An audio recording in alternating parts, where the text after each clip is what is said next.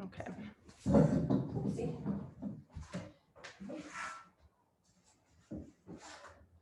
All right, good morning. Welcome. Happy Wednesday. Hope you guys have been staying cool. We're going to have a somewhat scaled back practice today. It is restorative week in my teaching cycle, and it's also so hot. And when it's hot, I like to kind of pare down the classes, and they have a cooling, kind of quieting effect when it's kind of a less is more approach. And I find that's helpful when it's very hot out. So we're going to just start seated and just finding your way into the supported, upright, seated position. If it's stressful to sit without the back of the chair, feel free to use it, but you might minimize how much support you're getting from it just so that you can really start to use your own efforts to align yourself. And just start to take awareness to your shoulders, how they're positioned in relationship to your hips. Try to bring them in line with your hips and your skull in line with your spine. Relaxing your jaw, and then relaxing your jaw even more. And your hands can be restful. Palms down can be a little bit more quieting. Palms up is a bit more receptive. So sometimes based on what you need, you can play with the placement of your hands. And without tilting your head, point your gaze toward your cheeks, away from your brain. And sometimes I like to imagine the mind settling, just like a little pond or a pool of water. If you disturb it, and then you watch the sediment kind of settling to the bottom, the water clarifying.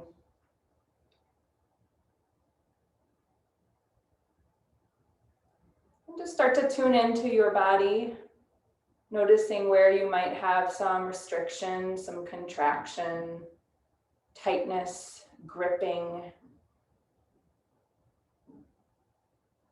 Sometimes when we just notice these places, they simply release and let go.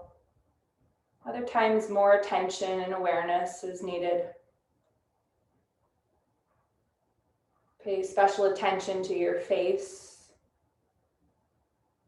your abdomen. There's a lot of tension that pools around the sense organs, the eyes, the mouth, the nose.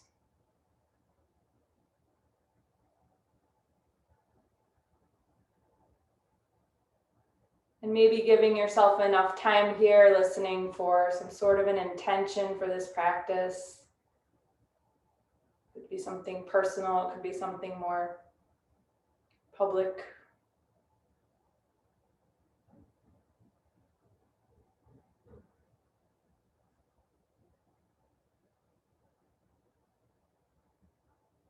And as you're ready, you can join your hands together in front of your heart.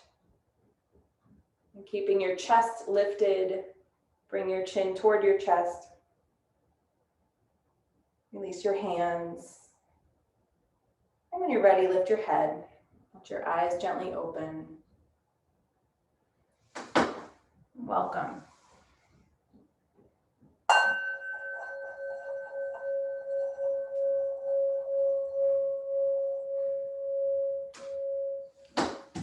We're going to start seated for a while, just coming into child's pose first, which is a pose really designed to be very quieting to the nervous system, to the brain. So you're going to bring your legs and feet together, and you can either rest on your arms, put your arms on your thighs. You might start there and then continue to deepen into the pose, letting your arms dangle. There's another option if you like the feeling of your arms dangling, but you feel like you need more support. You could put a blanket or a pillow between your abdomen and your thighs. But the idea is really to surrender the head, to feel released in the shoulders, and to support this one curvature along your spine, from the brainstem to the tailbone.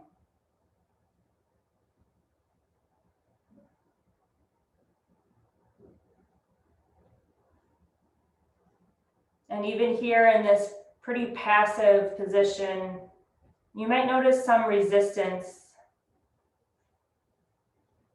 And staying long enough and breathing long enough, you might start to break through some of those layers of resistance.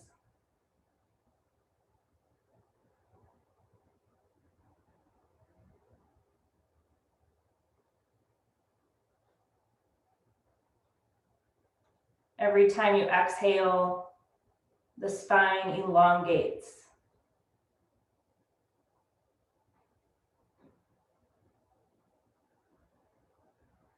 And notice how the pose is supportive of a deeper exhale.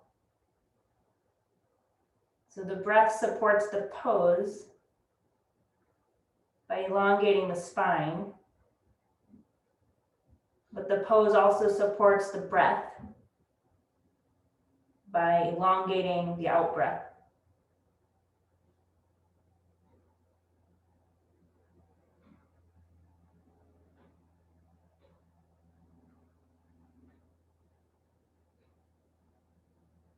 And just taking a few more long exhalations. Every time you exhale, you let go of toxins. You can also let go of less tangible things like emotions or thoughts.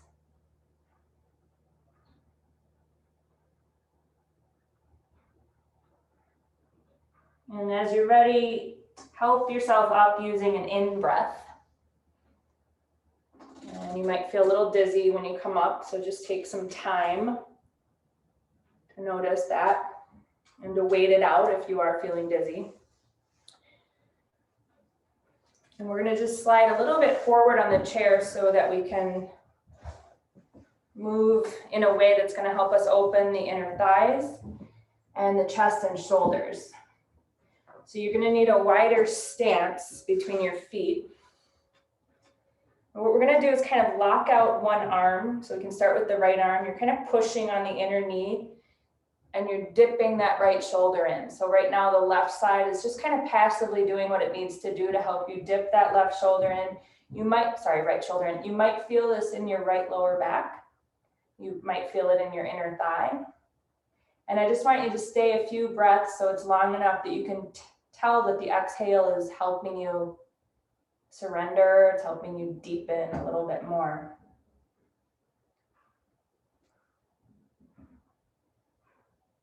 And after this next exhale, inhale to lift yourself up. And we'll just kind of press the hand of that left hand on the on the left knee or thigh. And just lock the arm as much as you can to help you get the shoulder down. Here, I'm resting my right arm on my thigh here. Noticing where the sensation shows up for you. And leaning into those exhales, literally and figuratively, really maximizing the exhale. Let it take you deeper, let the exhale extend. And then inhale to come up. So we'll just do that a few more times on each side. We'll stay several breaths on each side. Coming back to the right side. And you're feeling an elongation from the root of the right thigh toward the knee. Hopefully the right chest is starting to dip a little lower than the left chest, the right shoulder as well. Your right lower back might be responding here. And then just see about really taking those exhales to their very finish.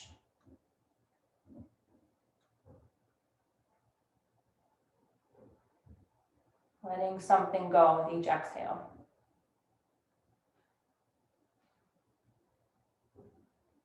Use an inhale to come up. Getting ready for left side again. Right side does what it needs to do to accommodate A nice low left shoulder, a nice amount of pressure on the left hand. Your head, same thing. It's just kind of passively dangling there. If you want to let it fully go, you can. Otherwise, using some effort in your neck to hold that heavy head.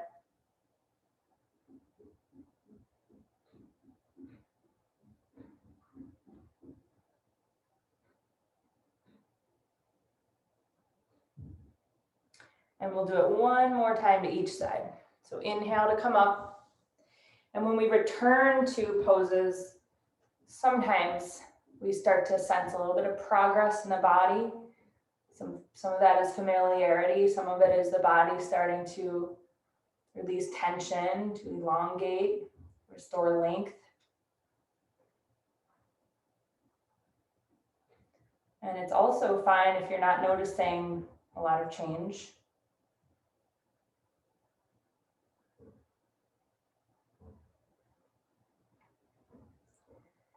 And go ahead and lift yourself out and return to the left side one last time.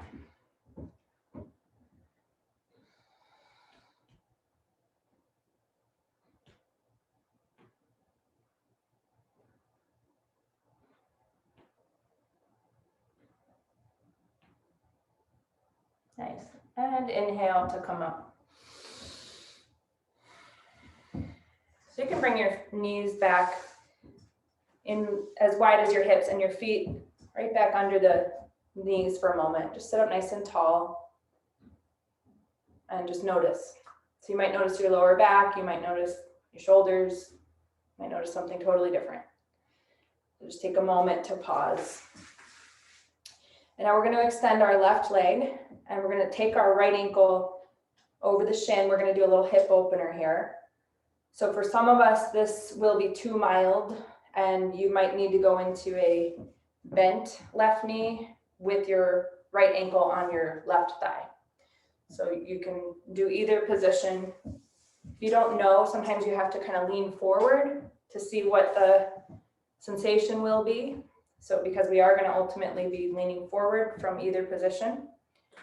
So just see about it. And then once you have your placement, either the shin or the thigh, you can start to just kind of hinge. I call it hinging at the hips. So you're trying to keep your lower back long and lead with your chest. We're not trying to round the spine so much here. We're just kind of trying to tap into our right hip space. If you're feeling it in your knee, you're going to need to back off because the knee is responding because the hip is not willing to do this. So you're going to have to back off until your hip is in a more gentle place to start to receive a little more of an opening.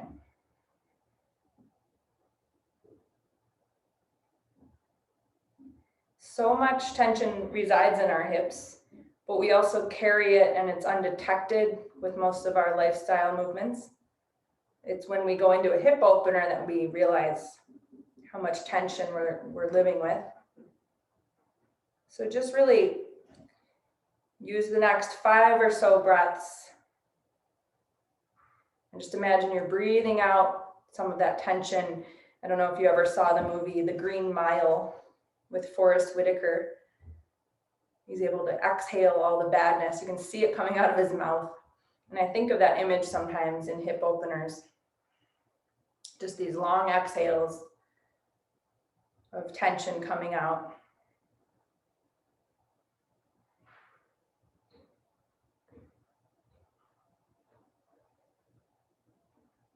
And I like to throw some hip openers into restorative week because restorative week is really the precursor to meditation. And classically, meditation is done in a very deep hip opener position called lotus pose.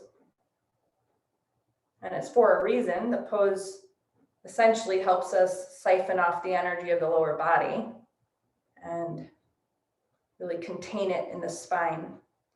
So the classical pose has the heels kind of right up where the femoral arteries are, the groins. And go ahead and inhale to come up. And you're going to extend your right leg just so that we can really take care of the knee, if anything rotated at all. So you're going to imagine your pulling off the gas pedal with your right foot. Pull your toes toward you, press out through the heel, the ball mounds, even the toe pads, and really firm up the leg. So you have a kneecap that does not wiggle around. If you try to move it, you're really securing all the muscles around the knee, which realigns the knee. And then as you're ready, we'll transition, and you might have a different need on your left hip side. So don't just assume it's matchy-matchy. You're going to make a fresh assessment, crossing the ankle to the shin first, maybe leaning forward to see if that's going to be enough. And you'll notice I'm grabbing my chair when I lean forward because I'm not wanting to do a somersault out of my chair. So feel free to use the support of your chair if you need it. And then you can also go to that kind of deeper position where you're propping the ankle on the thigh and you're bending the knee. Okay, so once you have it, you don't have to angle forward much. It's only to where you feel that sweet spot, that right amount of sensation. You're not overwhelmed, you're not underwhelmed. So we always have to kind of discern where that is for ourselves. And then you're just dropping into your exhales.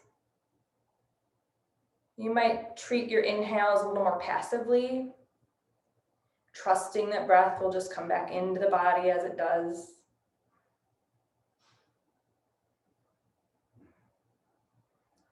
Maybe noticing this hip has another story to tell. Maybe it's a similar story to your right hip side.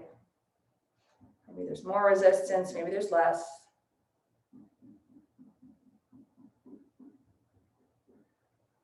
Aligning your attention with each passing breath. And as you're holding, I'm just going to read you a passage. This is a great book, A Year of Living Your Yoga. Sometimes these little quips are very profound. Judith Hanson Lassiter.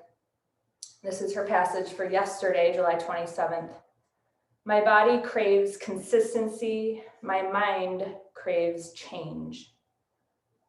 To balance these cravings, bring newness to your body and consistency to your mind. Find a new sensation in your body while your mind is as steady and reflective as when you are in Shavasana. This is the practice of yoga. To balance these cravings, bring newness to your body and consistency to your mind. And that's essentially what our practice is doing. So when you inhale, gently come up and you'll extend your left leg out in front of you, resting on the heel, doing your best to place the toes in line with the heel, firming the leg. Make sure you don't hyperextend the knee. That's an exaggeration or distortion of the action. Just firming the leg as much as you need to get that secure kneecap to take care of any misalignment in the knee. And then you can bend the knee again. So we're going to do a seated forward bend. You may or may not need height under your hands. So personally, because of my chair, because of my body, because of wherever I'm at with yoga, I'm able to touch the floor here, but you might need blocks under your hands or whatever you're using as blocks. Soup cans are a great way to improvise in this particular situation, not for everything, but they would work here as long as they're equal height. And we're going to take the feet wide and your toes are going to be turned out 45 degrees. So you have your toes turned out. What you'll notice is passively our knees knock here. So one of the actions you're going to try to sustain is just pressing the outer knees back so that you're just doing it to counter the knee knocking tendency. So you're going to bring your hands onto the floor, onto the blocks. You have heights to work with blocks if you're using blocks. And you'll just try to place your arms in line with your shoulders. So you're treating your arms like pillars. And then press your knees back. So you see the knees want to drop in, or you might feel your inner feet grounding and your outer feet uprooting. Another way to think about this is rooting the outer feet down, which will help carry the knees back. And before you go into a deep dive forward bend, take a few moments looking forward and sinking your shoulder blades into your back. So we're not trying to go into rounded spine yet. So you're really sinking your shoulder blades into your back. You're opening the front chest. And you're imprinting this across your chest and shoulder girdle and upper back, because we want to keep a lot of the same feeling and action when we do go into the deep diving forward bend.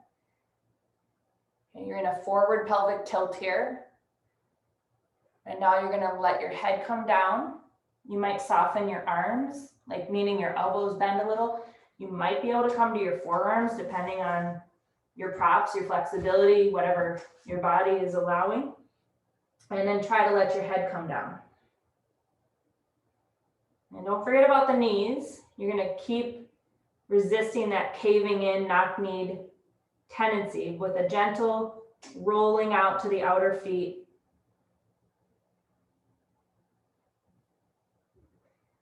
So bringing change into the body, and then the attention to the breath is bringing the steadiness to the mind.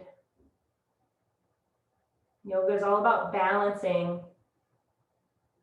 We have this hyperactive brain. We have this body that tends towards sloth-like behaviors, true for all of us.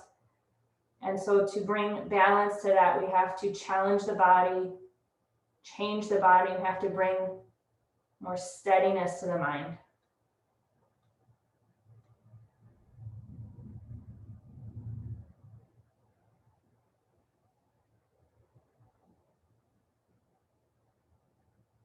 Just about 5 more breaths. Notice if you're really maximizing your exhales, really let them become more thorough. If you're shortchanging them, see if you can take the breath to its point of completion. Scott Anderson, a local wonderful teacher, I think he coined the phrase a full commitment exhale. Maybe he didn't, but he said it a lot, and I like it. Commit to your exhale.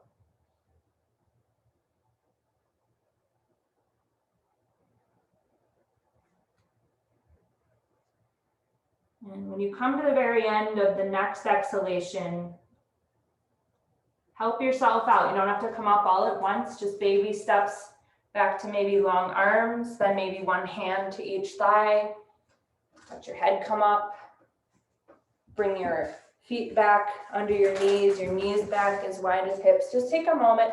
This sitting pose here we can consider kind of our mountain pose when we're sitting.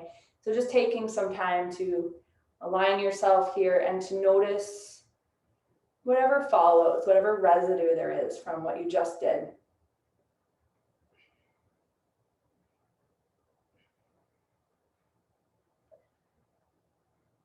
We're going to do a twist next. So it's the last thing we're going to do before we do a little bit of upright stuff, which isn't going to be very much, but you're going to turn on your chair. So we're going to turn so our knees point to the right so that we have the back of the chair off to the side. It does create a little bit of an imbalance. If your chair seat is small, you might feel a little bit like one butt is hanging off. It's okay, you'll be fine. So you're going to use your hands on the back of the chair. If you have a tall chair back, you might grab the side so your hands aren't way higher than your shoulders. And with one hand you're pulling, with one hand you're pushing so that you can help turn your chest toward the back of the chair. And you're just going to keep your head tracking with your chin above your sternum for now. So don't bring in the cervical spinal twist yet. Just keep that neutral for now.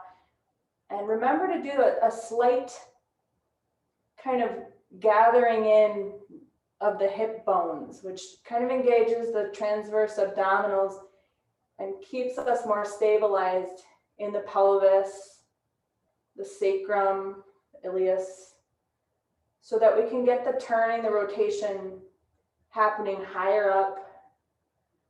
So imagine that your left armpit chest and your left side ribs are starting to turn. They're coming toward the back of the chair. You might keep your elbows a little bit wider to help maintain a certain broadness across your chest. And instead of looking over the far right shoulder, I'm going to have you look over the far left shoulder. But your eyes should not be twisting. So keep your eyes centered in their sockets. In other words, you're not looking to the far left corners of your eyes. You're just centered. You're turning your head, not your eyes. And you might close your eyes to get a better sense of that.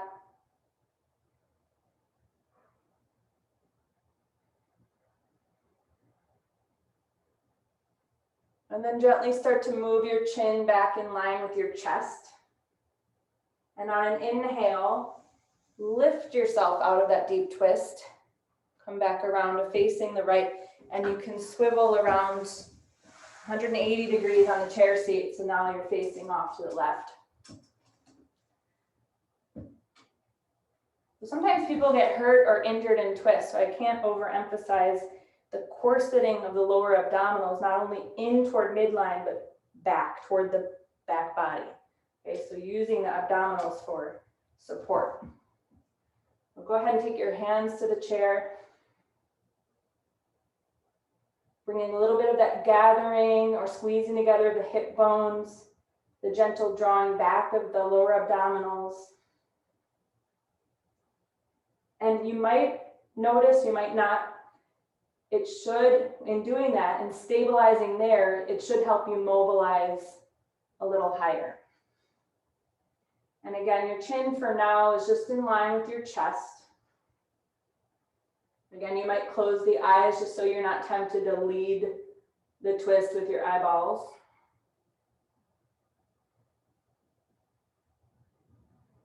And maybe imagine those right side ribs starting to come around to face the back of your chair.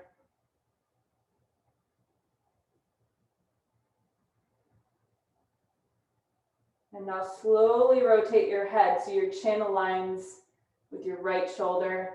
Try not to dip the chin or elevate the chin. It's level with the floor. And remember, the eyes shouldn't be reaching or straining. They're centered in their sockets. Close the eyes if it helps you.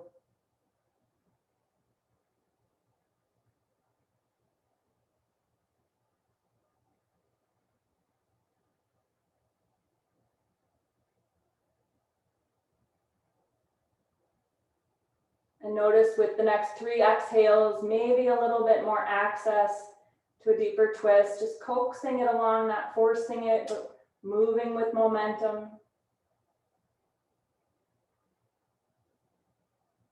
Slowly turn your head so your chin comes back over your chest. Inhale, lift yourself out of that deep twist, which again is a way to support any rotation we do not want in the pelvis. And then bring yourself back around and take that seated centering moment or two just to notice. It's also a great time if your breath got away from you, just to catch your breath.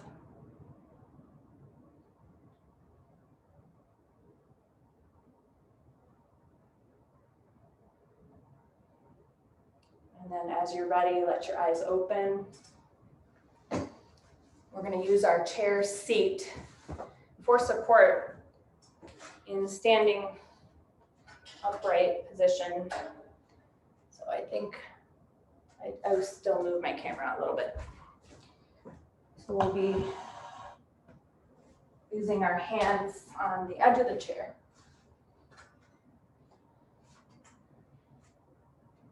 And we're just going to kind of imitate what we call table pose. So this is where your knees are in line with your hips. So this isn't our downward dog that we do a lot of times in this class. This is just our table pose. So in downward dog, you'd be walking way far back from the chair. Here, you're going to keep your shoulders right above your wrists. And your legs are still upright. Your feet should be hip distance.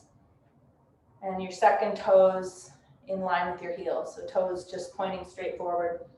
We're going to do our cat-cow action with our spine. So you can exhale, bend your knees and round your spine and curl your chin in toward your chest and try to point your tailbone down toward the floor. And then inhale, straighten your legs, arch your back, look forward so that you include action in the cervical spine. And your breath really sets the rhythm here. So exhale, you're curling into that cat tilt. We've all seen that spooky Halloween cat, that big arch in the back, big rounded back.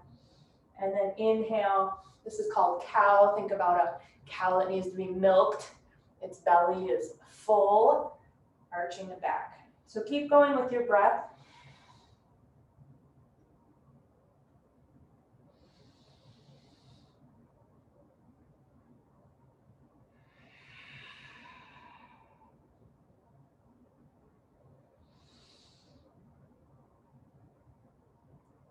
Two more.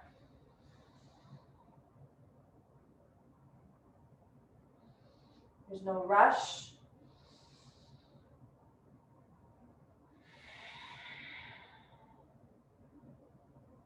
Last one.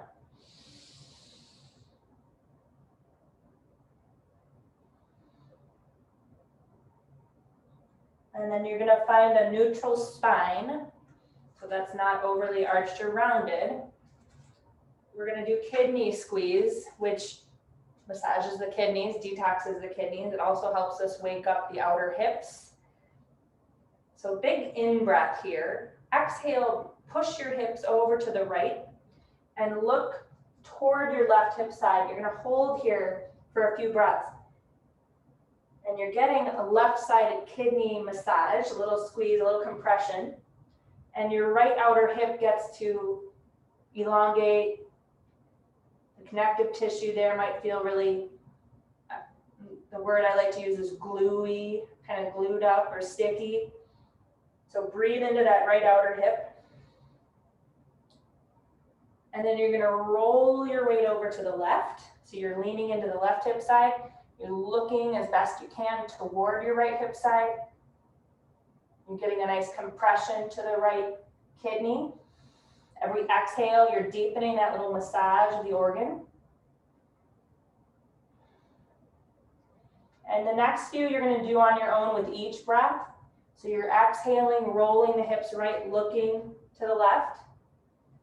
Inhale through the middle. And exhale, look to the right. So just move with your own breath.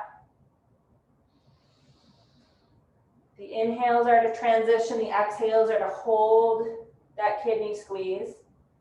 And there's no rush. So really try to abide by the flow of your breath. The steadiness of the mind.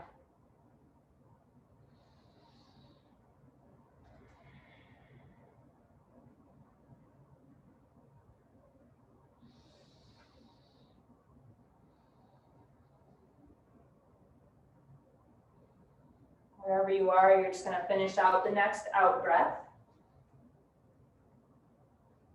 And you can find your way back to center. And we're going to attempt to connect it all with a barrel roll. So we're going to push our hips to the right. We're going to arch our back through the middle. Roll your hips to the left. And then round your back through the middle. So an image that I think works here, imagine you're inside of a side-turned peanut butter jar and you're scraping it out with your own body. So you're moving in a circular pattern. You might have to bend your knees and elbows. So the idea here is really fluid movement. You're arching the spine, you're rounding the spine, you're moving into those kidney squeezes, and it's all kind of happening seamlessly. And just notice that you're moving in one direction. So in a moment, we will reverse direction.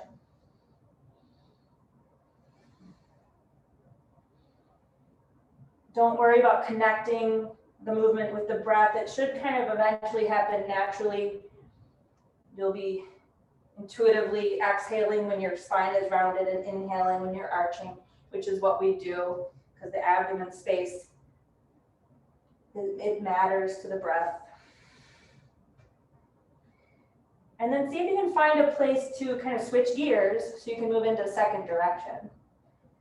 Just pausing and starting it maybe a little smaller and slower until you get the hang of this new direction.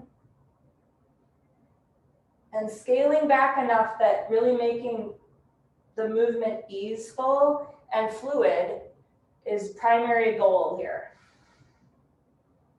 Not how many repetitions, not how big your peanut butter jar is.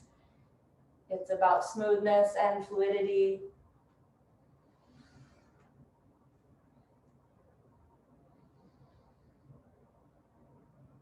And you're going to just circle your way back to a center. And let's rest the wrist, which might need a rest here. You can be on your forearms. You might just bend your elbows or come onto your fists. It doesn't matter as long as you're getting a little rest, because we are going to come back to that position we were just in with our hands for a little bit longer. So I want you to feel recovered. You're folding forward.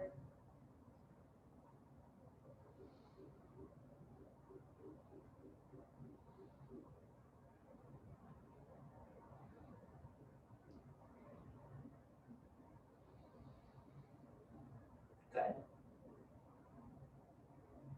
I'll go ahead and come back to your hands.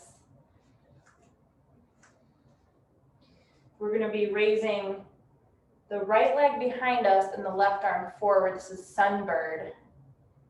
And so we'll have one foot down, one foot up. So on an exhale, you're just going to raise the right leg behind you. But imagine that you have to hold a little teacup on your lower back. And what we don't want to happen is the teacup rolling off the left side. We don't want to be hiking the right hip or doing the dog at the fire hydrant. So it takes some sensitivity to resist the airiness of your right leg and to resist the kind of heavy overloaded left leg. We have to create that balancing that's always going on in yoga. So find a way to lift your left leg up and bring some sort of a false weight to your right leg. And hopefully you feel a little bit more level across the hip line. Now, if you can add the piece of extending the left arm, go ahead. Otherwise, just keep working with the right leg.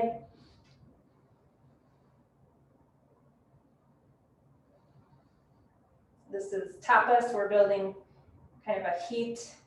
Tapas is the word in yoga. They refer to burning through the impurities in the body, the mind, the emotions.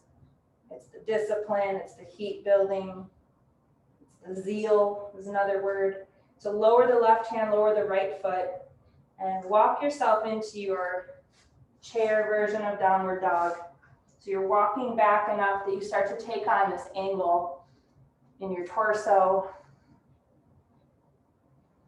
Let your head just simply hang there. It doesn't have to hold itself up. Let it go. Lengthen the sides of your trunk.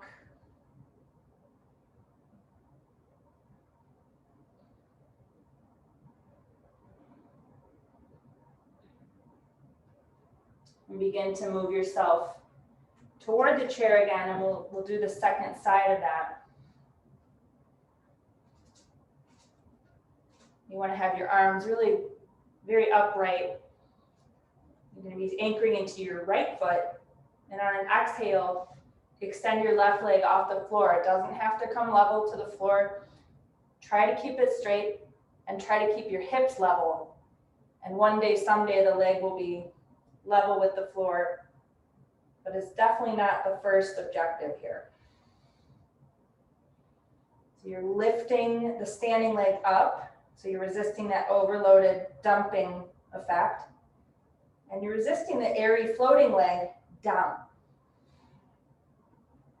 And then maybe adding the extension of right arm to kind of compensate for that leg behind you. The opposite arm goes forward.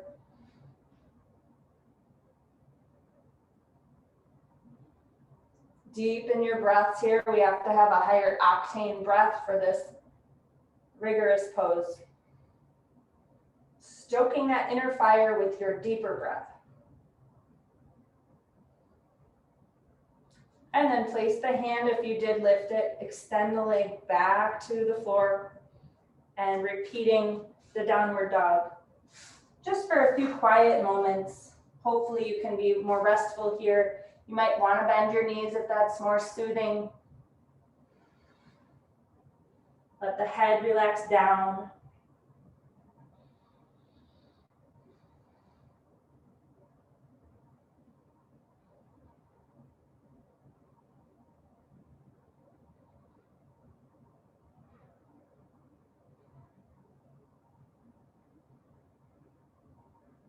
Begin to walk in. We're going to stand up. I'm going to move my camera back because I think I'm still headless, full standing. But we're going to stand upright. You shouldn't need anything. Your chair can be off to the side for now.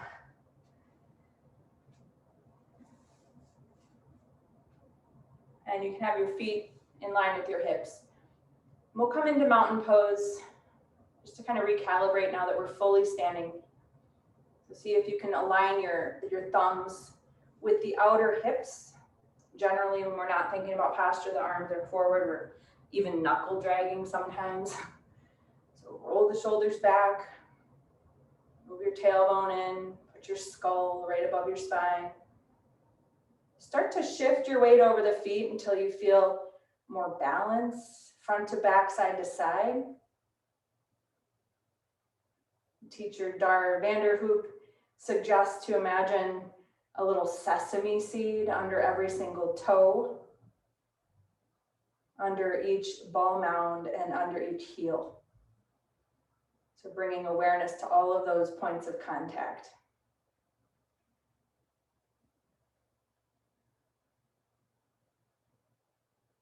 Dropping the shoulders away from the ears. And as you plant your feet deeper into the earth, like there's roots coming out of them, every in-breath, lift your pelvic bowl, lift your rib cage, lift your skull.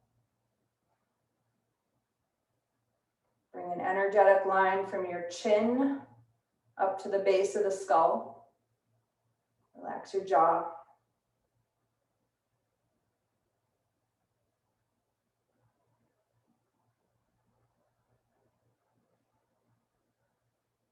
We're going to open our eyes.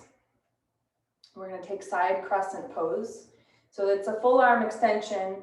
If that's not available to you, you can do a letter V shape. You can do a goalpost position. You can also do it with your arms down. The arms straight overhead gives you more kind of a feeling of extension up. So if you go into a modified pose, just know that you're going to have to work a little harder to feel that energy rising. So plant your feet here. Inhale strongly. And exhale, we're going to lengthen fingertips over to the left. And you might notice the weight of your feet just transitioned. It might be pooling in the left foot now. So stepping weight back into your right foot. So you can do this with arms down, but then you're going to have to use the top of your head with that image of a line of energy that continues, lifting there. When the arms are overhead, we feel like we can actually lift a little bit more physically. So if you have to modify, it means you're tapping into your imagination a little bit more, which is fine, but it can take a different kind of effort. Inhale, lift back to center. Exhale, hands to your heart. And when you pass your eyes, just shut them, let them softly close.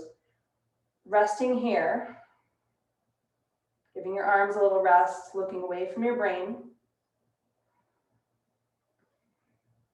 Checking in with the breathing.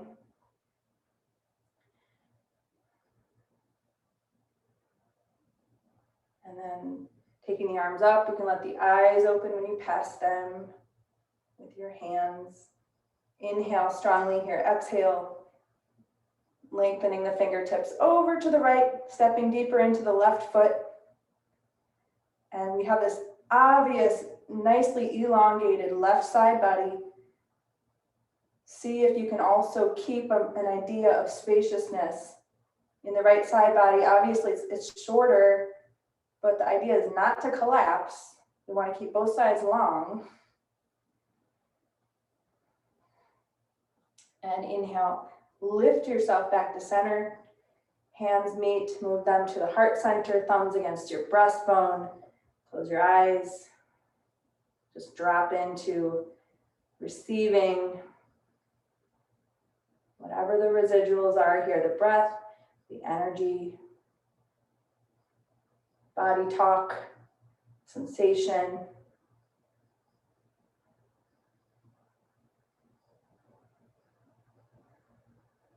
Good. So 2 standing forward folds with the chair before we sit back down. The first one is, I'm going to do sideways so you don't get blocked by my chair. The first one is Uttanasana, which is just a forward bend with the feet under the hips. And we're going to try to get the head down in some way. For some of us, it's going to be the top of the head. For others, you might feel better resting toward the hairline. We want the head supported though, because it gives us a chance to go deeper. So you might have to build up the height of the chair seat to meet you. You can do this a number of ways. There's not a wrong way to do it. Using whatever you've got, you might have to get creative with your combination of things. We don't want to be in a position where the head is jammed up against the props. We want to be able to elongate as the body is ready. So hopefully you have something soft like a blanket, which is more forgiving than a hard thing. For instance, the soup can we talked about earlier would prevent you from going deeper because it's a hard, kind of a fixed object. So you might be on the forehead, you might be on the crown. The idea is that your feet are hip distance, your legs are upright, so that your torso can cascade toward the chair, your skull cascades down, your brain floats inside the skull. Wherever you place the head, be considerate of the alignment of the neck. We don't want to crease the neck or hyperextend the neck. So try to have your neck really as crease free as you can make it. So it takes some effort to be here, but we're trying to turn that dial down to a simmer. Just enough effort that we're not going into a complacent, kind of sluggish state, but that the brain is quiet.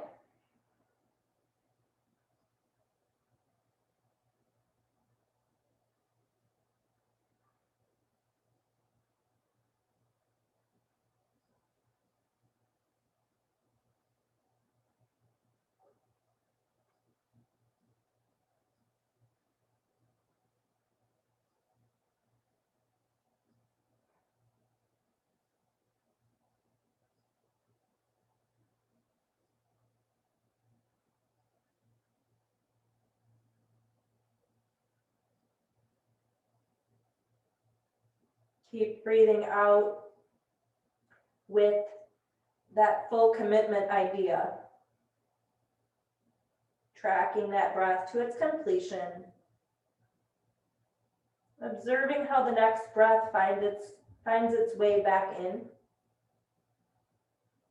You might notice by now you have to reduce the height under your head, as the torso has probably elongated, as have the backs of your legs.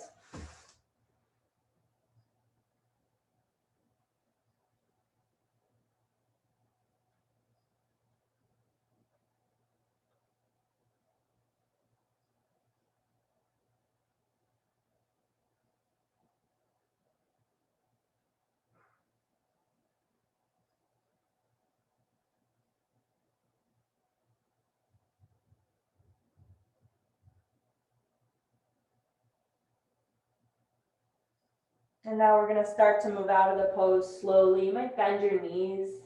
You might look forward, use your hands for support. Start to find your way up. Use your abdominals for support to restack your spine. And we are going to do the other standing forward bend. So this is where the feet go wide.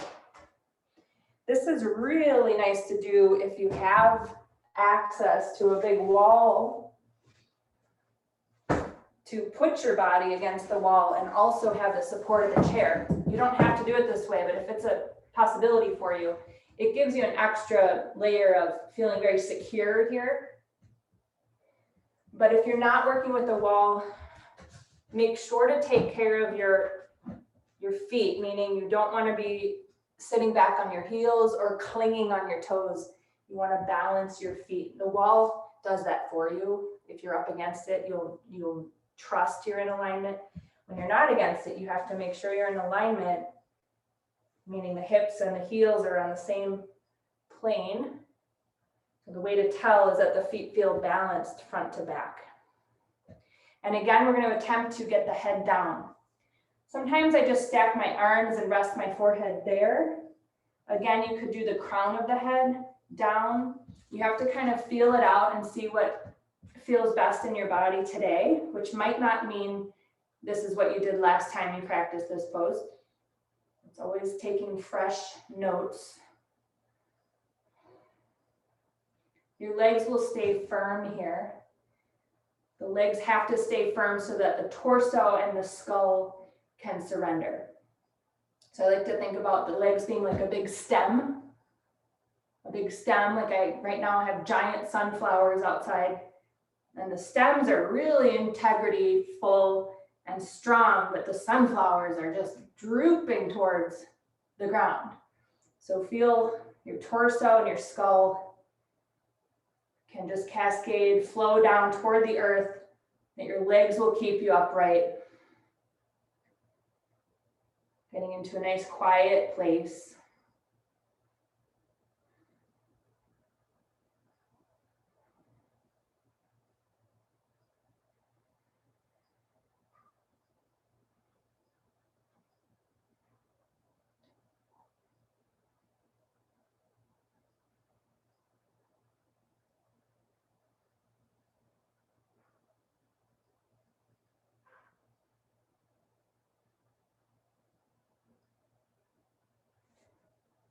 Just 5 more breaths. Just see if you can keep your attention right there with each breath in real time as it's happening.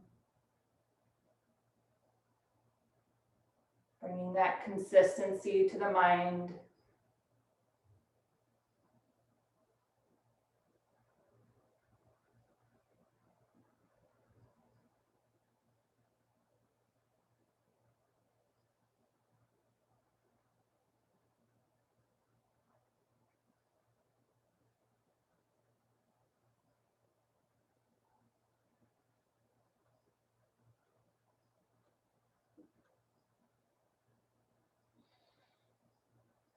You're going to help yourself come up slowly, returning your hands to the chair seat, moving the heels and the toes back in, and helping yourself stand up just so that you can help yourself come back to seated on your chair.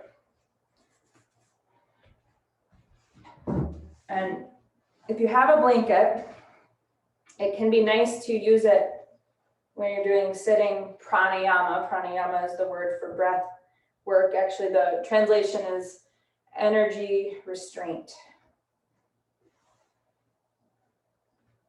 So what I like to do with it is place it on my thighs so that I can have a little bit more restfulness going on in my elbows and my shoulders than I would if my hands were lower. So when you raise the hands, the elbows feel more surrendered, the shoulders feel more surrendered. So feel free to fold something up and rest it on your thighs. We're going to have our hands down. You're using the back of the chair for support at this point. And you want to just make sure to be on the sitting bones, not on your tailbone.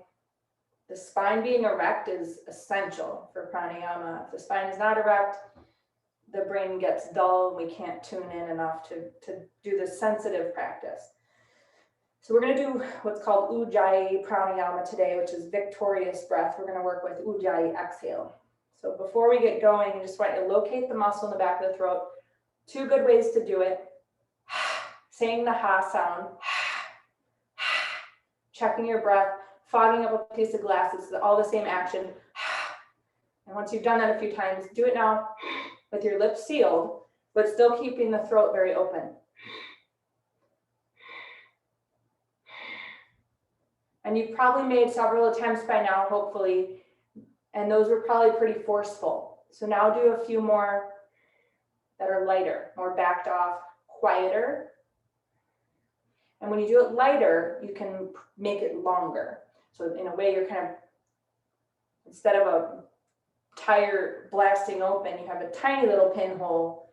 The breath can only release so quickly. So there's that restraint. That's part of the word pranayama. It's energy restraint. The breath is considered your prana, your energy. So you're slowly letting it out. So if you still haven't really accessed that muscle, here's one more way to find it. We all know how to clear our throats. It's the same muscle, except again, it's backed off. That action is really probably 5% of throat clearing effort. So you're getting a little bit of access to that valve closing to close that aperture so the breath can only release so slowly or quickly, however you want to say it. So hopefully by now you've kind of accessed that awareness of that little valve we have, glottis muscle. Place your hands, shoulders above the hips, beyond your sitting bones. Lift and spread your chest. So just kind of imagine you're pressing the breath up into the body. It's spreading the chest. Kind of think about a fountainhead. It's kind of the same image of the breath filling the cavity of the chest, but also lower your chin down to your chest. So in pranayama, we create what's called jalandhara bandha. It's the highest aperture of the spine. We seal it off. Remember when I was talking about conserving the energy of the spine with the lotus pose? This is how we conserve the energy at the top of the spine by jalandhara bandha. So chest is lifted, chin is lowered. Not all of us can get it completely down, but that's okay. Just keeping as close as you can. Take a full inhale, normal breath. And when you're ready to exhale, just practice that light, delicate Ujjayi release of your exhale. Slow and steady is really the characteristics we're looking for. You might hear this inside your head. That's a nice added layer to pay attention to because you can hear smoothness. You can also hear rippling, which is not smooth. It's an over action here. We don't want the breath to ripple. We don't want it to cease. Smooth, steady. It's almost like there's a little leak in a bike tire. When you get to the bottom of the breath, come into several cycles of easy breathing. Spontaneous breathing.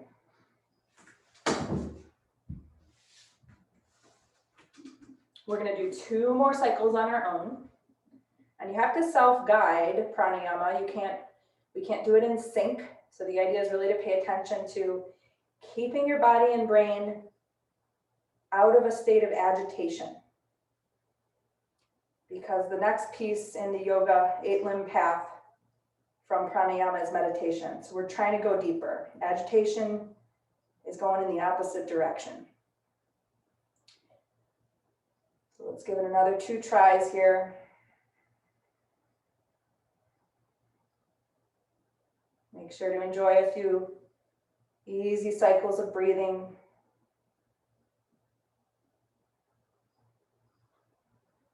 When you're ready for your last Ujjayi out breath, make sure you're starting from a full inhale. Filling up your lungs, fountainhead to the chest. Exhale, slow, steady release.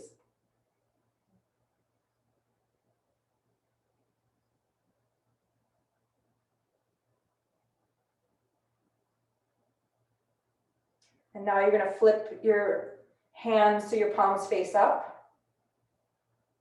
You're going to let go of any effort with your breathing, any restraints on your breath. You're going to allow your breath to flow easily. And you're just going to sit quietly and notice for the last minute or 2 here.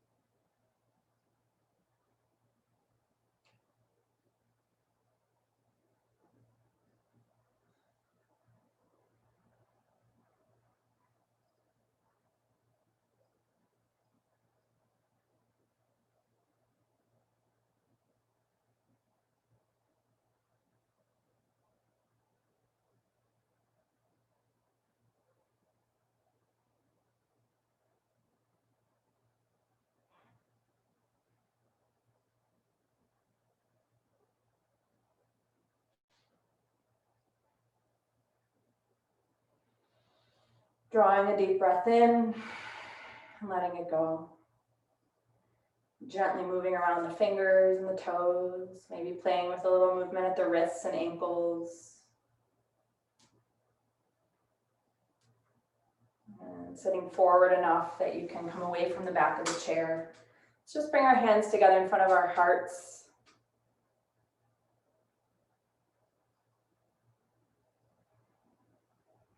Taking a deep breath in through the nose. And let it go. From the place within me that I know to be divine, I honor that place within each of you. Namaste. All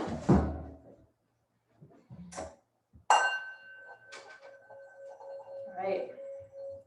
So we talked at the beginning of the class, we are going to take a hiatus for August. I will resume this class same time, same day, come September. So if you've mailed in a check, feel free to either tell me to cancel it or I can hold it. I'm happy to do either.